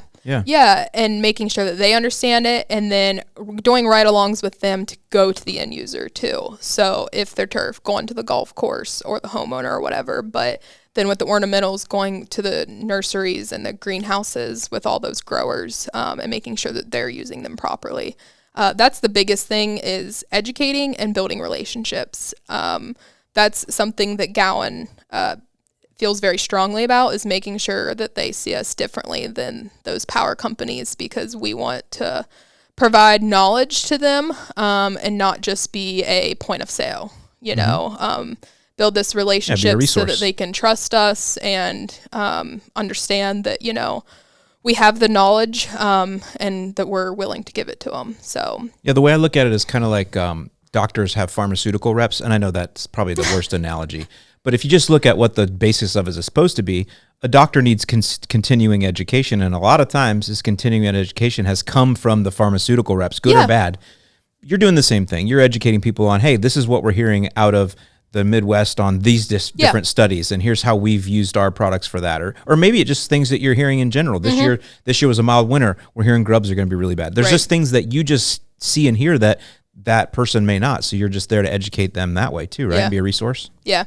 The hardest part so far, a couple things. I'd say first is knowing where the heck to go when, because I have such a large territory, and even within like one of our ornamental customers, Plant Products, they're just everywhere. Like all of their, all of my customers, they're not just like, oh, we're out of Kansas City, these are where all our sales reps are. They drive within like a 2-hour range. Like, no, they've got every single city basically within my territory. They have a branch, and then they've got reps within that branch. So I'm trying to hit all those branches, hit all those reps, figure out, contact the branch manager and figure out who needs me first. Like, who needs me now so I can go there now? And it's like, at first I was like, well, maybe I'll start like around Kansas City and work my way east, or start east and work my way back. But like, I can already see it's not going to work like that. It's like, whoever is available, that's where I'm going to go. So it's like, 1 month I might be in Minnesota the whole freaking time, it might seem. And the next month I'll be in Chicago. Like, a lot of back and forth. A lot of it I've come to realize, I think, within my territory is going to be flying to places. Kansas City just opened a new airport, actually. I don't know if you heard about that. It's amazing. No. So everybody needs to fly into Kansas City. But they are having a lot of direct flights, especially with Southwest, who I fly into, like Chicago, and I think Detroit's one of them. Columbus is one of them. I think Indianapolis is one of them. So those are like day trips that I can make, just like, fly into Indy, drive up to wherever and visit with those guys, make sure they're good for a few hours, take them to lunch, fly back home. Like, something I've never experienced before. Yeah, and that's a different lifestyle. Yeah, it's going to take me the whole year to get used to it. At first I was like 6 months, and I'm like, nope, it's going to take me the whole year. I have to have an open mindset about it and just like laugh at little things when I forget things, because every single trip I'm going on, I forget something important, and it's like you're running on this like different mindset of like not being in a routine, but still trying to remember things from your routine, if that makes sense. Totally. Like, going to the gym is hard, and keeping up with that, just like your whole lifestyle changes, and it's going to take me a long time to get used to that, because it's not like I have the whole month planned out every month, and I'm like, this is where I'm going this week, and I can plan everything else in my life around that. It's like Friday, I find out I need to go to this place on Monday, or Tuesday morning, I need to go to this place on Friday. Like, it's a little last minute, and I'm sure as I'm, into you'll the role, get that worked out as you go. As they know to just call me and plan it ahead of time. But that's probably like one of the biggest things. But overall, I would say like it's just a very, very good place to be and a good company to work for. So I'm very, very thankful. Yeah, that's awesome. So you're here, and you're here because we're going to work with Sedgehammer. So let's talk a little bit about that. And I looked at some of the other product offerings that Gowan makes. I hadn't heard of any of them. So, and it doesn't mean anything, not like I'm some sort of expert, but I can tell you that Sedgehammer I've been using since I worked for True Green years and years ago. And in fact, we used to spike it in. Our guys would always take a hand can that had maybe like some 2,4-D or dicamba in it for spot sprays. But guys that had problems with sedges, we would always give them in the morning a nice little spike of Sedgehammer. And literally back then we had the bottle, was it 5 ounces or whatever the small bottle is. And it had a scoop that was 1 gallon. So if they had a 2-gallon spot sprayer with them, we would just give them 2 scoops to spike the Sedgehammer in. A scoop in it, Yeah, and so it was just easy because not everybody got it, because not everybody needed it. But we spike it in. So I'm saying I've used it for that long. So everybody has it now. What's that? Everybody has it now. Yeah, it's a household name. Yeah. Well, a household name. It is, I guess, in our industry. So talk to me a little bit about that. We're gonna work with Sedgehammer, but what do you know about it? Why is it so great? And I know we're here to talk about some of the smaller offerings and everything, but just tell everybody a little bit more about it. Sedgehammer is an interesting one because I worked with it at Scott's. Like, we used it on all of our stuff. We had sedge like crazy up there. And I thought I knew a lot about it before I came here, but then you get with these guys that have had it since it came out, all these superintendents and stuff, and even our distributors who have had it, since Gowan got it. Yeah. And then you find out you don't know that much. And it's like, you don't want to go into a place thinking you know more than someone, but I've definitely already learned like even if I think I might know, because I obviously know way more about the turf industry than I do the ornamentals. And I'm very upfront about, like, this is what my experience is. And whenever I meet with these guys, you know, it's not ornamentals, but I'm willing to learn from you. But sometimes I'll go into like a turf setting and like it'll be such a breath of fresh air to not be in the ornamentals. Right. You know, it's like, oh yeah, I know comfort this, zone. Right? Yeah. 100% in the comfort zone. And then like you'll find out, like you'll hear something, you know, about how it works or whatever, and you're just like, wow, I didn't know that. Like, and that just goes back to there's always something more to learn, you know. So Sedgehammer, yeah, Halo Sulfuron. It's definitely one of the most popular ones for nut sedge itself.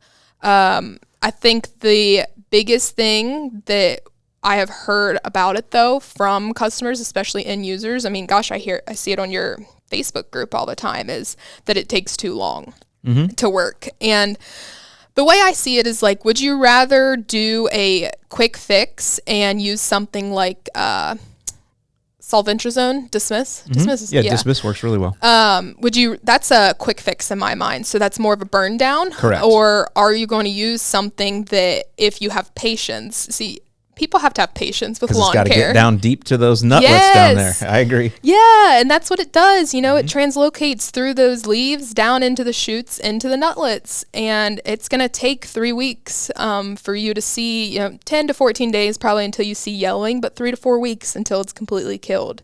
You know, another thing is people hate it so much because it grows so much taller than their grass, especially up north, that they mow their grass more often.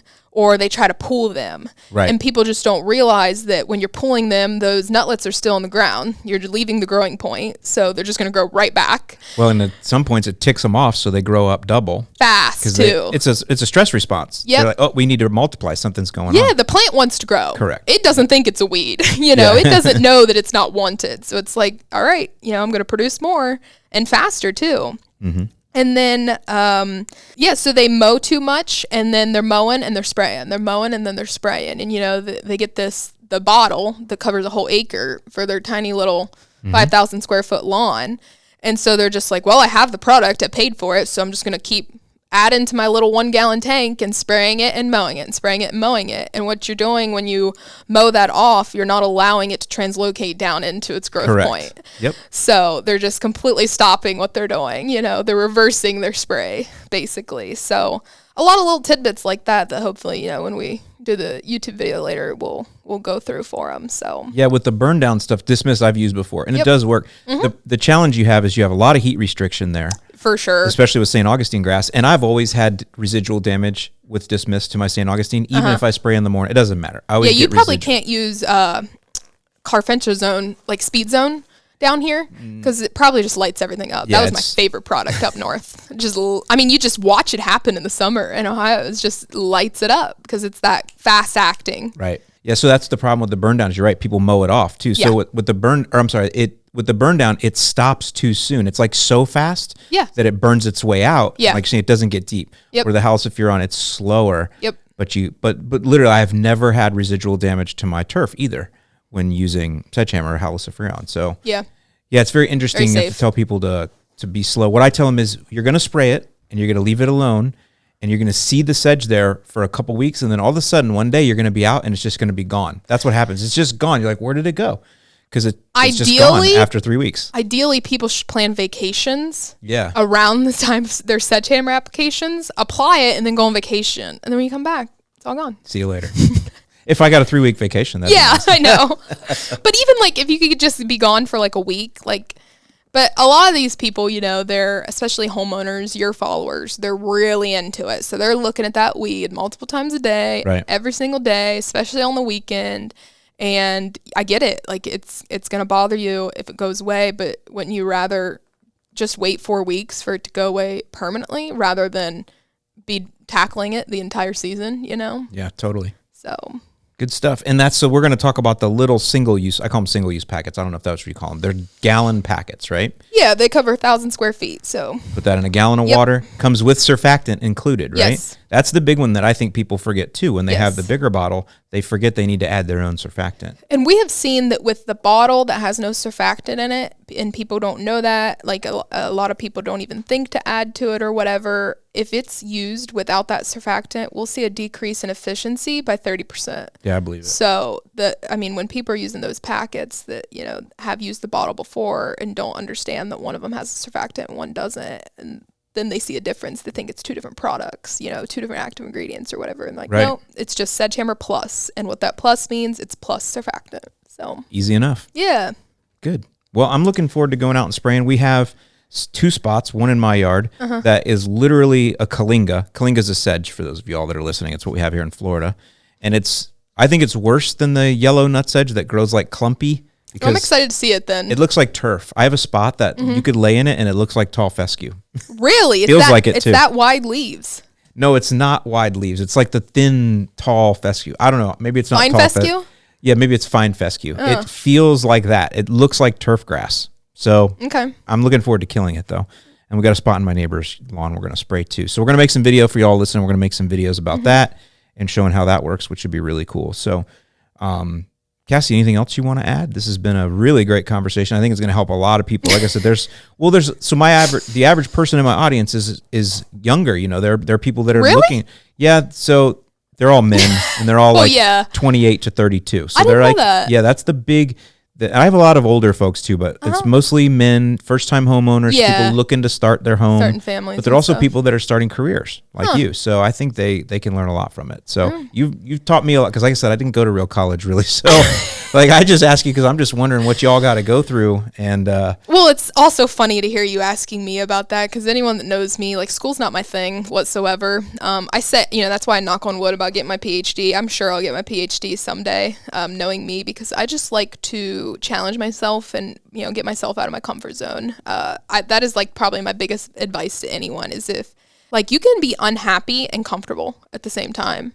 Like if you really think about a time in your life where you couldn't make a change but yet you were unhappy and you're like, why can I not get myself out of this situation regardless of what the issue is.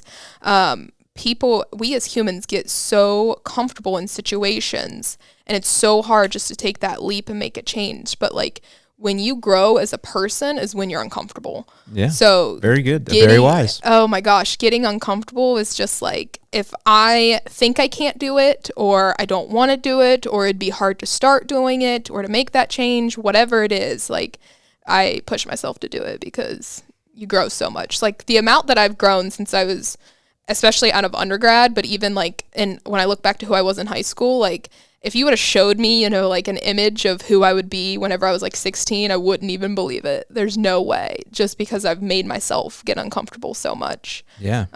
True leaders are the ones that are willing to do the hard things. Yeah. And when you'll see the more responsibility you get in your life, you have to do more hard things. Yes. And you have to talk yourself into it sometimes, but that's how you grow.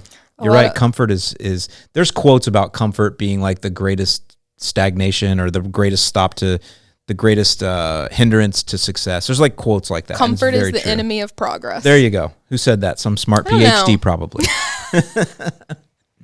But for a lot of people, school's easy. The classwork is easy. They get A's and B's with hardly even trying, whether it was high school or college. Even once it got into, a lot of my friends that knew me in undergrad are wow, Cassie's getting her master's. That is not the Cassie I know.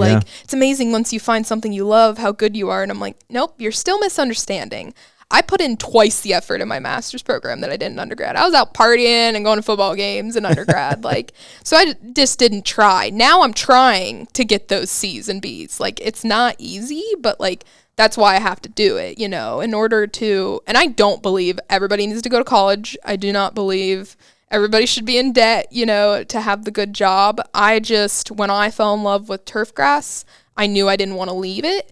And any path I took, a master's degree helped me, whether it was financially or to be able to move up within a company or even get hired within a company. At least a master's degree was going to open a lot more doors for me. That's what it did. Yeah. And I think now my advice to you would be, and I know you're already doing this, is you're going to meet a lot of great people. Yeah. And you already have at Scott's. You have people that are your mentors for life there. And you're going to meet some now that are going to be your clients, or you're going to meet people at Gowan. And that's how you're going to be a VP of Yeah. something one day, or a CEO, or own your own business, because Yeah. you're going to have these relationships with these people that know things that you don't, but Yep. are willing to teach you. Help you. Yep. Yeah. So, Yep. so yeah, in that regard, if the master's degree opened up doors to get you to more relationships like that, then it's definitely worth it. And that's another thing too. I think you kind of consider it the green industry. You know, anything turf related as a whole is so small. Like you never want to majorly burn bridges, which is hard to do with like a blunt personality. But you never want to, burn those, because you always want to have colleagues, mentors, friends, because you never know where you'll be in 5, 10, 20 years, where you'll need that, in your career or even in your personal life. So yeah, well, you'll find too that when you are blunt like that, you are going to say things that offend people. And for sure. But the true leaders will understand that. Yeah. And they'll be like, okay, I was like that too. Well, I think they get it. that's the thing about Gowan. I think my boss, he knows that I still have growing up to do. Yeah. So I think he gives me a little bit of leeway, That's and I good. don't see it. It's a good boss. I've seen it. I've seen myself grow a lot in the past 4 years.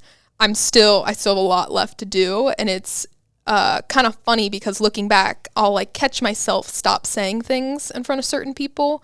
Whereas 4 years ago, I would say anything and everything imaginable. And there was a lot of people at Scott's that did not like that. And I didn't even know what I was doing. Like, Right. I was not intentionally being mean. I was just blunt, spoke my Just don't know. opinion. And I was just like, what's the issue here?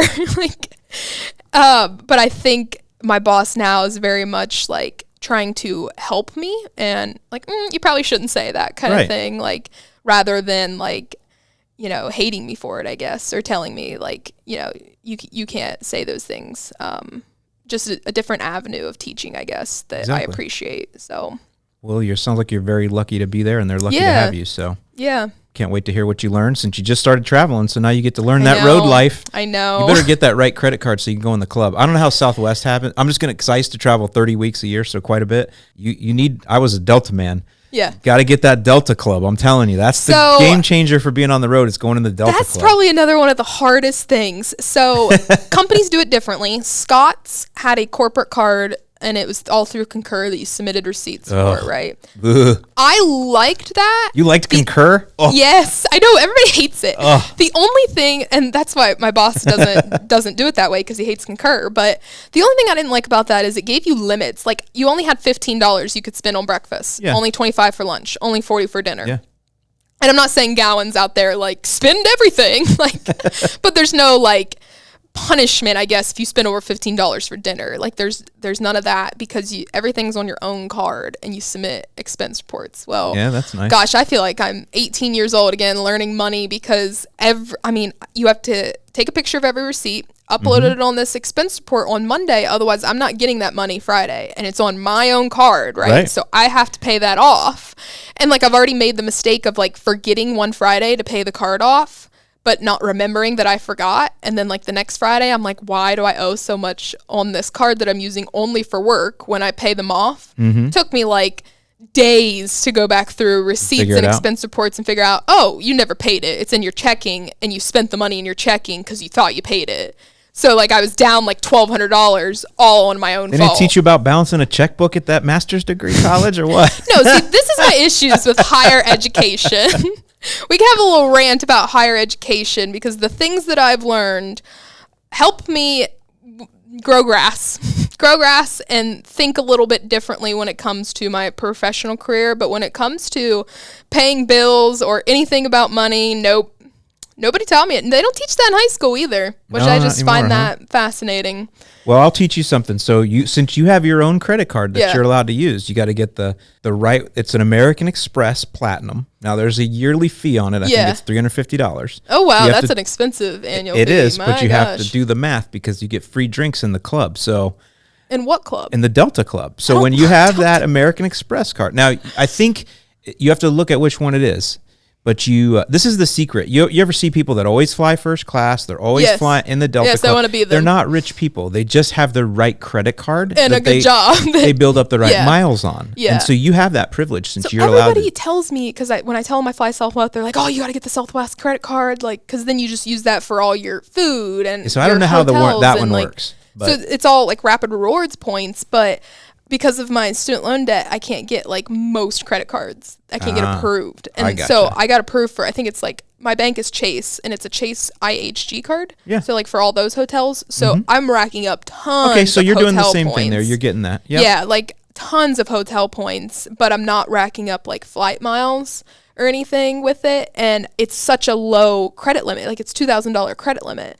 Well, like when you travel every week for work, like that's why it's so important, like that I have to submit those expense reports every Monday to get that money back, because it's like sometimes I'm having to use like my debit card when I travel for work because I've maxed out the $2,000, and I'm like, my gosh. You're bringing back memories for me when I was your age. Like I had when you're juggling money and stuff. Okay. Well, and it's funny because it's almost like PTSD I'm getting from this. I was in Phoenix with Dave last week, and Dave's our Western sales rep, and I was telling him about this. I was like, I keep asking my bank for like a credit limit increase, you know, and they're like, no, look at your debt. I'm like, I know I have a lot of debt, but I promise I'm paying it. I'm only using the card for work. Banks don't care. Well, it's interesting because you don't think about that. You're out here with a real job that requires you to do. About that. Well, I think about it. No, I don't. I'm saying like you have a real job that you need to have these resources. Yeah. And you can't get them because of the debt. I mean, that's. I need right now, like at least 5,000 would help me, because like sometimes, like especially this time of year. Anybody listening from Chase Bank, sponsor me. Those because it's spring break, a lot of the stuff is more expensive right now. Like everywhere. Like I went to Phoenix last week. You came here at the wrong time. Yeah. Oh yes, that's why I told you I couldn't stay Friday night. I was like, I have to go back home because it was like $450 for one more night. Well, you are in Sarasota, so. And I was like even looking way up like north of Bradenton. So I mean, I was like, you are like an hour without traffic from the beach. Why is it so expensive? I don't know, but I was like, I gotta switch my flight and go back home earlier because I'm not putting that on my credit card. Right. But I was like, I could have done it if I would have had a higher credit limit increase. And then here I am going, oh, just get the $350 a year card. So all right, so when you make it, well, I can expense the annual fee. Well, there you go. So when you make it to director level, like next year. Next year. Okay. What's your boss's name? Steve. When she makes it to director's level next year. No, you get that particular card because you're going to find that as you travel a lot, you're going to need the club. And I know it sounds like the club is all alcohol, and it is. They have really good mimosas, but really it's just a place where you have better internet, much better internet. Yeah. They have like actual showers and stuff because you can be on the road a lot. You'll start living in the Delta Club. Yeah. And you're a Delta guy. I enjoyed that. Well, whatever club. Delta sponsor him. Yeah. Whatever club you join. But anyway, I always tell people that because that's the secret. And then over time, as you're charging things up, you will get enough miles. You'll get status. You'll start being in first class. And there you go. Then it's fun. Then you're one of those high rollers with all the, everything's just in a carry-on bag. You're not still checking luggage, oh boy, are you still Steve checking is gonna bags? Love this one. Love this one. So you are checking bags? Oh gosh. I've flown a few times with Steve, like when we went to Yuma and stuff. So you can fly into Yuma, but I'm such a Southwest girl because I'm really trying to get that companion pass. I guess so. For what companion? No idea. But it's just like a thing to chase, I guess. Right? That's why they do it. Yeah. And I mean, that's like a lot of 100 flights in a year. Like if I fly 100 flights in a year, I mean, it'll be December by the time I get there. It's literally once a week. I guess I'm already at like 12. So, but we fly into Phoenix because we fly Southwest and we drive the 3 hours down to Yuma. So we went to the GIS show in Orlando. So he's gone to a couple things with us, and he's like, every time we like drive together, he's got to wait on me because I've got my checked bag, and Orlando sucks because of all the kids, all the Disney and stuff. Yeah. I hate that airport, but Kansas City always takes forever. Well, in the old airport, it always took forever too for your bags to come, and it was just like, and I get like absolutely railed by him and all the others of like, you're gonna learn you can fit everything in a checked bag. I cannot do it. I have too much stuff in the shower, all of my makeup, everything like that. I get yelled at every time by the TSA guys if I try to put it in a check bag. I finally got pre-check, and that was like an absolute level up in my life because it takes like 90 seconds to 5 minutes regardless of the airport to get through. Yep. So now I've like mastered how close I can cut it. There you go. And you got all these shortcuts. When you get to the parking lot, you shortcut to get in. Oh, absolutely. Like I have absolutely mastered. Like I pulled in at like 7:39 and we boarded at 8 and I made it. Like I made it, had time to pee, get water. With the check bag too? Yeah. You got it. I have got it figured out. So I'm really proud of that. So like in my mind, I'm like, until something happens. So this is kind of like my problem. I wait until I get like shot down and like something bad happens to me before I learn. I have all these mentors in my life, like you don't need to check a bag. You don't need to check a bag, like you don't need to do that. But instead of just listening to them and not checking a bag, what I'm going to do is wait till my luggage gets stolen to learn your own lesson. To learn my lesson. Yeah. Very stubborn. It's probably my biggest flaw, biggest toxic trait is I do not listen to people. I have to learn the hard way. That's nothing wrong with that. Well, you're going to learn that the way that you pack is you roll. I don't Nobody's even have taught you packing that. cubes. Everybody keeps telling me to get packing cubes. Just roll. Everything is rolled. Everything is rolled. That's how you do like, it. Steve knows. I mean, you can tell he has daughters because he goes, how many shoes you got? Everywhere we go, how many shoes you got? And like my last trip when I went to Phoenix, I had a bachelorette party attached to it in Scottsdale. Oh, okay. That's a whole nother issue. Yeah. And I was like, he like asked me because I texted him, I left the day the new airport opened on the 28th. And I was like, this airport's awesome. And he's like, check a bag. Yeah. I was like, that's not fair. Just to be clear, like I have bunch of stuff I have to bring, different outfits every day for this 4-day bachelor, trip or whatever. And he's like, so how many? And I was like, I think it's like 6 with the ones on my feet, and that thing, 49 pounds. You're right there. And okay. I could barely shut it. All right. Well, we'll talk again in a year and all of that will be different. I know. I can't wait to see how much of a different person I am when I learn all my lessons. Just learning. We'll end with this. I want you to watch the movie. It's called Up in the Air with George Clooney. I think last time you recommended me to it's a travel movie. It's like he's a traveling salesman. He gives sales pitches in hotel rooms across the country. Anyway, wow. Yeah, it's just an interesting. I can do that. You'll learn. That's how you learn how to travel. Yeah. So, all right, Cassie. Well, we're gonna go and kill some weeds now. Yeah. So that'll be fun. So again, thanks for coming on. Thanks for catching up. Yeah. And we'll see you on the next one. Sounds good. Thank you. All right, y'all, there you go. Hope you enjoyed this podcast. Got some tips in there for you. Got a little interview action. Got some more coming up here for you. Again, I really do enjoy doing these podcasts. I always say I'm going to do more, so I'll say that again at the end of this one. Yes, I'm going to do more at some point. Until then, I hope you guys have a great rest of your day. Hope you have a great rest of your week. Hope you get to throw her down and enjoy the mow. I'll see you in the lawn.